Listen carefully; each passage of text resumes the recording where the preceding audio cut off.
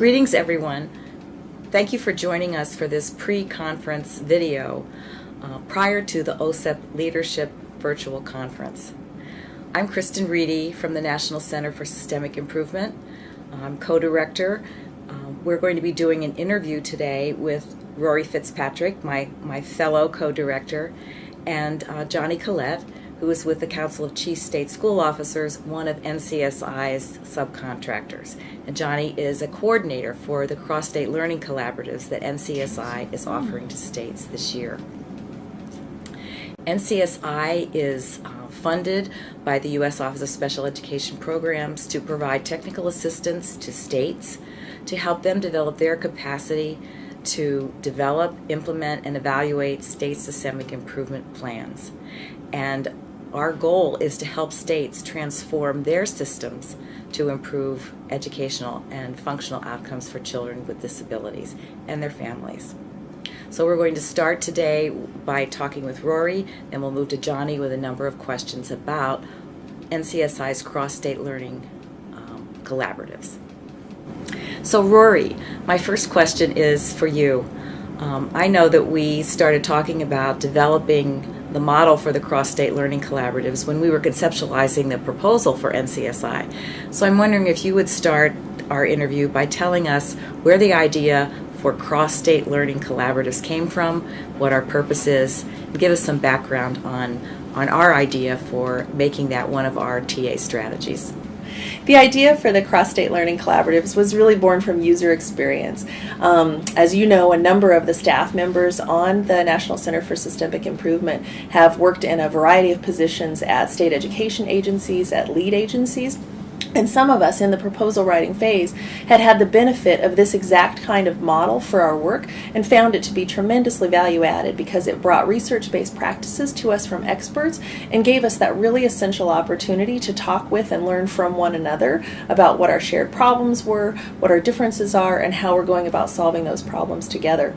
And so the purpose of these collaboratives is really to get at some of the things I was just saying, and that is they function as networks of shared support for problem identification, problem solving, bringing evidence-based practices to the forefront, and really trying to tackle issues along a continuum of technical assistance and professional development support. Okay, thank you, Rory. Now I'd like to ask Johnny Collette. Johnny, can you give us a little bit of background about the learning collaboratives? Tell us about how they're structured, how many there are, what their focus areas are. Thanks, Kristen. As states know better than anyone, Phase 1 of the State Systemic Improvement Plan included the identification of a particular area of focus, or the state-identified measurable result.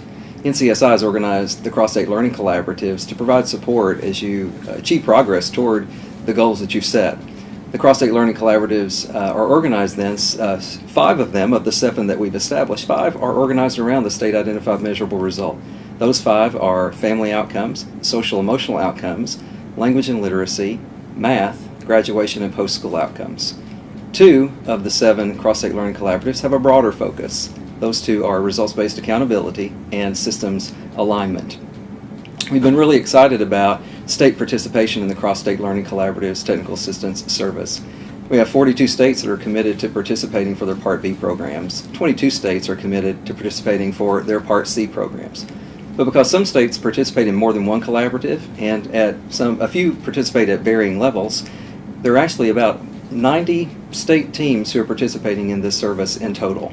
We're also very thrilled to be able to partner with a number of other ed-funded centers, including OSEP-funded TA centers, as well as comprehensive TA centers. Okay, so my next question is for you, Rory.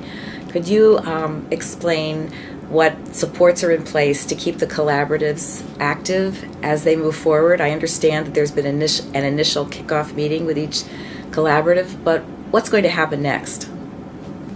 Yeah, that's right. So the launch of the face-to-face collaboratives really was just that, a launch. Those events that were held across the fall and then one in January were the start of the work, but the work is ongoing. We worked with states to build out the agendas for each of those functions and continue to work with states to understand what the issues are, and that helps in fact drive the solutions that we bring to those issues. The work at this point really pivots to ongoing coaching and support. We've built some collaborative relationships at the beginning of the work That work will get deepened and sustained through websites that are specific to each of the learning collaboratives. Those are opportunities for threaded conversations, for resource posting, for resource comments. They're protected space in which states can really have honest conversations about their needs and about their solutions moving forward. And then the work also comes with some deep and ongoing coaching to each state to meet their specific needs. The states that are in the collaboratives have come together because they have common issues, but they also have differentiated needs. And so through the unique approach that we're taking here, we're trying to really customize to meet each state's unique needs at the same time as we're providing opportunities to learn together and engage in shared work where it makes sense to do so. Johnny, now that you've had the initial kickoff meetings with the collaboratives, can you tell us a little bit about what you're hearing from states in terms of what they're saying are the benefits of participation? Yes, thanks, Kristen. Overall, states have indicated that the CrossState Learning Collaborative service and the events that we've been able to hold with them have been very well organized and an effective use of their time. And they've also indicated that it's enhanced their understanding of some key foundational areas and been very sensitive to state needs. So we're excited about that. Some particular benefits that states have mentioned is they've really enjoyed having time with just their state teams. And that's really hard to get sometimes at the State Department of Education or the lead agency where they work. And they've also talked about how important it's been to learn from other states and have access to and support from the experts. So, Johnny, I'm wondering if you could share some lessons learned from our early experiences with the CrossState Learning Collaboratives, and let us know if there are any changes that you might make as you move forward with this work. Yes, it's been really helpful to hear from states about areas for improvement. And some particular areas for improvement that states have mentioned is, while the information has been relevant and helpful, sometimes it's been a lot to process in just a 2-day period.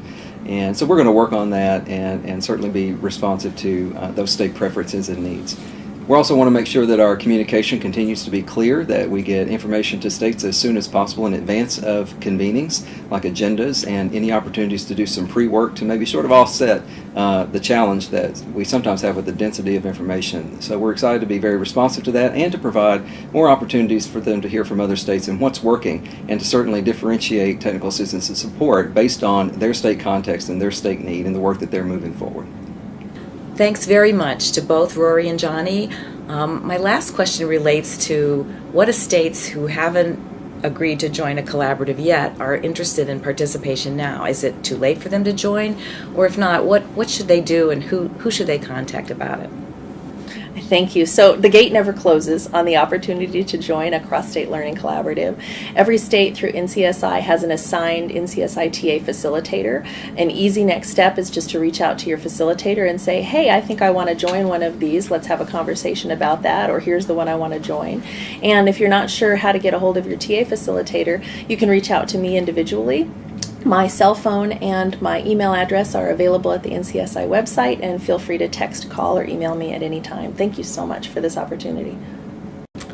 All right, well, that concludes our interview with Rory Fitzpatrick and Johnny Collette from the National Center for Systemic Improvement. I want to thank everyone who has taken the time to watch this pre-work video in preparation for the OSEP Virtual Leadership Conference, and we hope that you'll tune into the session that will be held on cross-state learning opportunities.